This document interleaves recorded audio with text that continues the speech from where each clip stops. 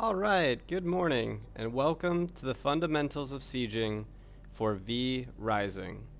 Here I will be showcasing how to craft small Tier 1 bombs, large Tier 2 bombs, and most importantly, the Siege Golem. You can siege other players who have Tier 1 wood castles only using bombs, but in order to siege Tier 2 stone castles, you are required to initiate the siege using a siege golem. Getting your castle to tier 2 stone as soon as possible is very important and really not that difficult.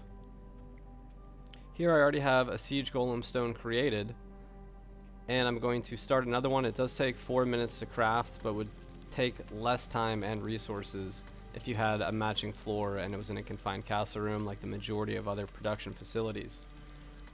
Now, the Siege Golem takes 3.5 minutes to activate once placed and can be destroyed, effectively ending your siege before it even begins.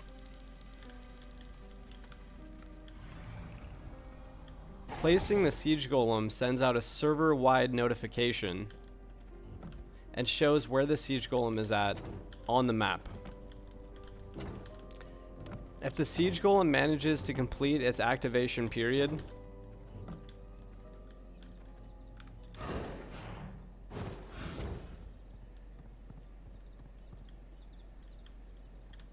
interacting with it will give you 5 minutes of golem control, which does immense damage to structures and players. You will become the siege golem, and dying will kill you. So now I'm going to actually go here live and try to siege my neighbors, and we'll definitely see how this goes. I'm at a lower population period for the server right now, so I'm hoping we can do this video live for testing purposes and for fun without us being too interrupted or getting wiped, but it will indeed send out that server message. And I haven't pre-scouted this area. I just know there's 3 castles over here, so I thought it would be fun to attempt to go through a couple of them and see what they have, see how many defenders they have. Now this one is wood, so that's already been sieged with bombs. This one's been destroyed as well. This one looks like it's actually open. Nah, that the doors are gone. So all 3 of these have already been sieged. So let me go up to another nearby castle. Now the castles do stay on your map all the way until they're fully destroyed.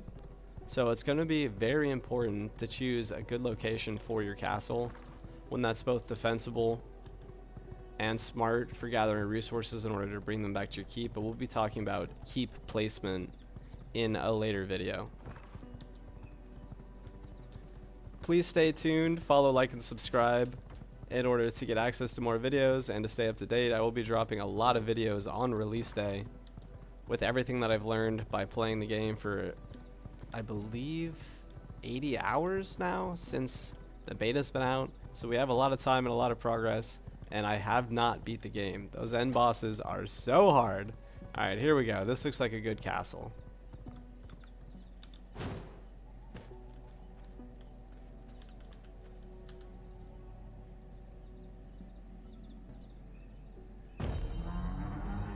A siege golem is being summoned.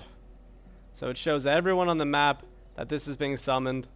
They can come kill it, and that would end my siege. Or they can kill me after I become a siege golem, which would also end my siege.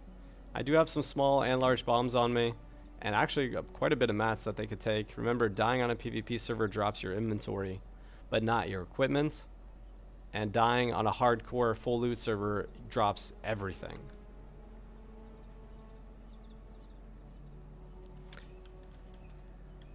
Once the siege begins, you have a limited time to siege and to loot that player's base, as we will hopefully demonstrate now, and each player in your clan can have up to 9 servants at the higher tier castles, which you can absolutely gear out to increase their level and use as a defense against wandering monsters, bosses, and players who attempt to siege you. Fire archers work incredibly well both against vampires and siege golems, because siege golems have no iframe spacebar movement ability like this one, and in general are very slow, as we're hopefully about to witness. Now, tier 1 bombs are fairly easy to make, but the boss that you have to kill to unlock them, Clive the Firestarter, located at the sulfur mine in tier 1, is actually a bit of a challenge. So that boss is over here at the sulfur mine. I'm sure there's going to be, as you can see, my castle is here and my clan's right next to it. It's actually a very campable spot for early game when a lot of players are going to be in tier 1. We have to be sort of careful here in case they come to fight us. I do have a PvP hotbar set up at the moment, feeling pretty good. Now, tier 2 bombs are also fairly easy to make as far as the mats go, but the boss that you have to kill, Jade the Vampire Hunter, is actually very hard. Really hard to kill, and there's tons of wandering patrols, other bosses in his patrol area, and he circuits a wide area in the tier 2 area, Dunley Farmlands. I don't know the exact rotation, but he often is near. That was a really good start for this player, guys. We got some PvP. I think I might have just gotten stuck.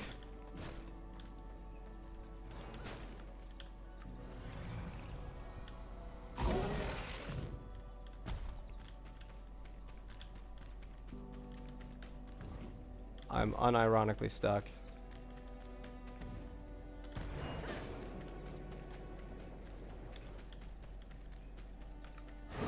He's 67. This is going to be a fight for us for sure.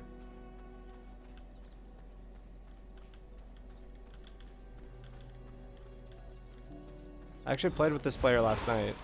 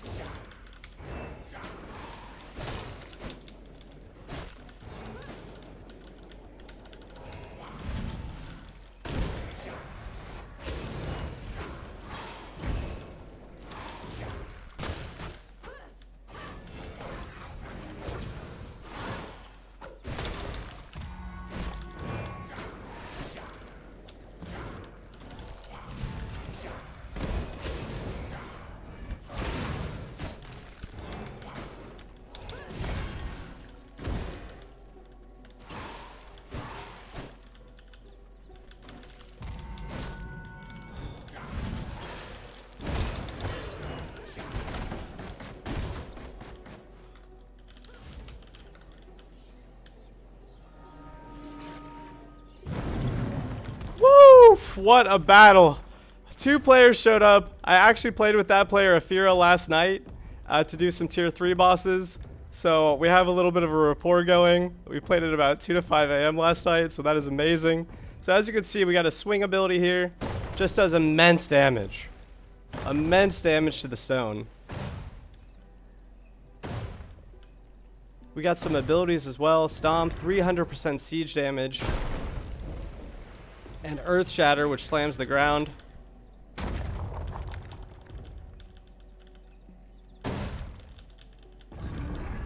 So I am this siege golem. I'm not sure how I could end being the siege golem.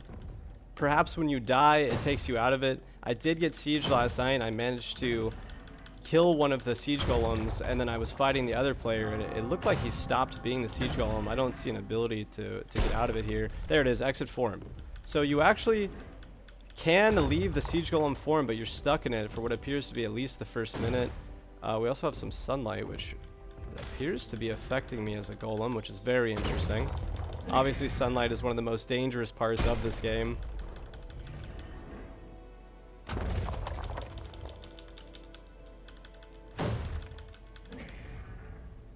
I'm going to stand here and see if this actually affects me. Yes, that does do immense damage. As you can see, I actually also hit that player right there for 250 damage or so. So the siege golem just doing incredible damage. Choosing to siege in the daytime, very dangerous.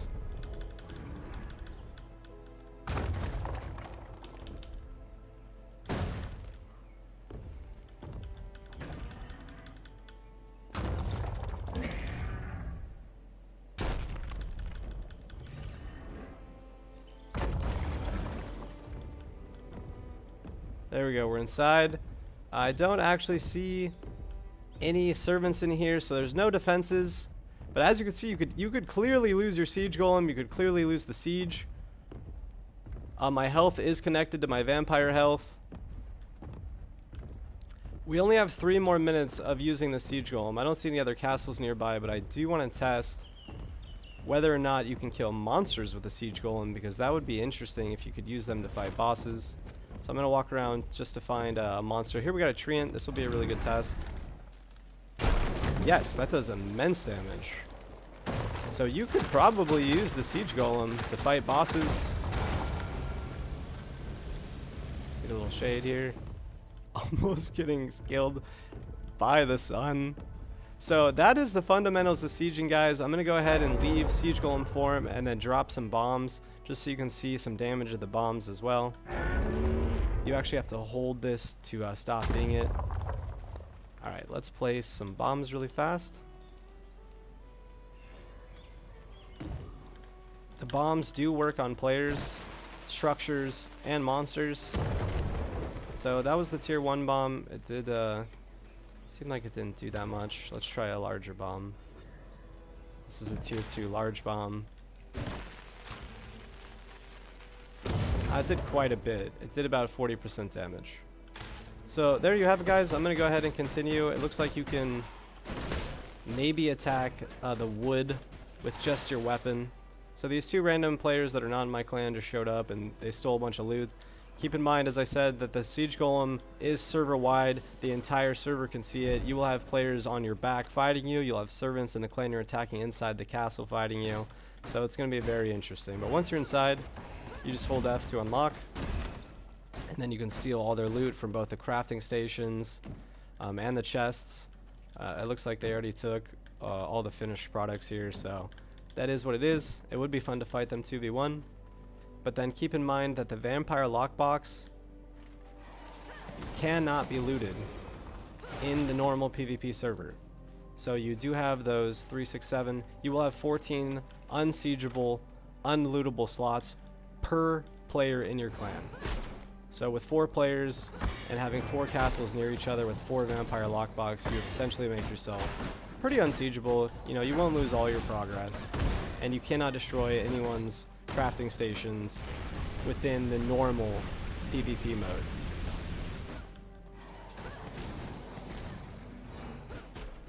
It looks like you will be able to take out the blood from the castle heart, so that won't destroy them. So PvP hours. Okay, so you actually can't take the blood out of a level 2 or above,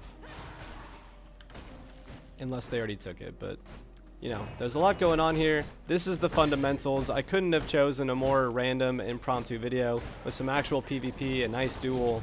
So everything worked out. Hopefully you guys have a great day and enjoyed this video, and I will see you next time for our next video on placing castles, strategic placement, clans, servants, and the rest.